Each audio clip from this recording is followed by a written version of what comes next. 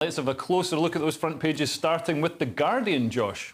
Yes, Mone admits lying to media over links to firm in PPE deals scandal. This is... So she contradicts herself even as she's trying to explain herself away, because she said, I did, by the way, there's £200 million in contracts that went to her firm that her husband basically ran. Yeah, and they're going to get a big chunk of profits. About 60 million or something like that. She's due to get 29 million of that or something like that. Yeah, there's like trusts. And the firm is being sued, so the PPE supplied, as well as costing £200 million, hugely overpriced. Apparently, according to the NHS, wasn't fit for purpose, so they couldn't even use it. So she said, I did make an error in saying to the press that I wasn't involved. That's called lying, by the way.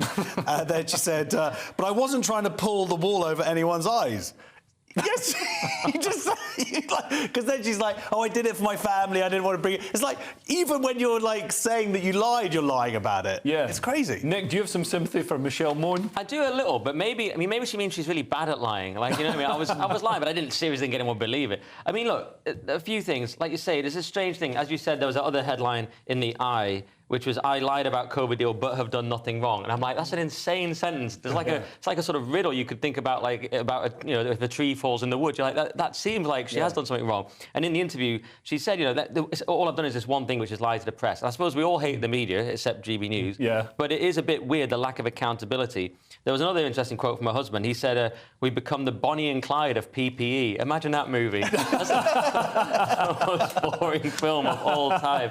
But since you ask if I have some sympathy, because I'm a nice guy, I do have a little bit of sympathy. She said she has over 700 threats for people like acid attacks, people saying they're going to... Threats of acid will burn your house down. Obviously, she's done something wrong, but I do think people get really silly now online and things when they with their ridiculous outpouring of hatred. Yeah. You know, she shouldn't have people wanting to burn a house down because of something like that. Or one of her houses.